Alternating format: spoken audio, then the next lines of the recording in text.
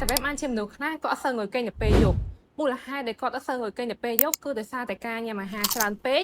ការញ៉ាំអាហារច្រើនគឺធ្វើឲ្យកាពះធ្វើការខ្លាំងពេលយើងញ៉ាំច្រើនកាពះបំលែងអាហារច្រើនរាងកាយភ្ញាក់នឹងធ្វើការខ្លាំងយើងអត់អាចងុយគេងទេស្ករក្នុងឈាមកើនអាហារច្រើនពិសេសអាហារផ្អែមធ្វើឲ្យស្ករឡើងខ្ពស់ថាមពលកើនអត់ងុយគេងឬញ៉ាំភេសជ្ជៈដែលមានជាតិកាហ្វេអ៊ីនការញ៉ាំភេសជ្ជៈដែលមានជាតិកាហ្វេអ៊ីនគឺវាធ្វើឲ្យប៉ះពាល់ដល់ប្រព័ន្ធប្រសាទខួរក្បាលសកម្មជាងមុននឹងធ្វើឲ្យយើងមិនមានអារម្មណ៍ស្ងប់ឬមិនអាចគេងបាន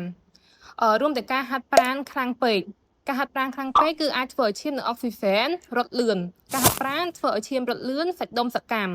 ហាត់ប្រាណខ្លាំងអាចធ្វើឲ្យសាច់ដុំឈឺរាងកាយតានតឹងដែលមូលហេតុនាំឲ្យគេងអត់លក់តាមបទពិសោធន៍ជាក់ស្ដែងរបស់ខ្ញុំគឺខ្ញុំធ្លាប់ញ៉ាំភេសជ្ជៈដែលមានជាតិកាហ្វេអ៊ីននៅពេលល្ងាចដល់ពេលដែលយើងញ៉ាំភេសជ្ជៈដែលមានជាតិកាហ្វេអ៊ីននៅពេលល្ងាចទៅគឺខ្ញុំអត់តងុយគេងទេអញ្ចឹងដើម្បីរក្សាការគេងឲ្យបានល្អគឺយើងត្រូវរក្សាទម្លាប់ឲ្យល្អដូចគ្នាគឺយើងអត់ត្រូវញ៉ាំច្រើននៅពេលយប់ឬក៏ញ៉ាំភេសជ្ជៈដែលមានជាតិកាហ្វេអ៊ីននៅពេលយប់ទេ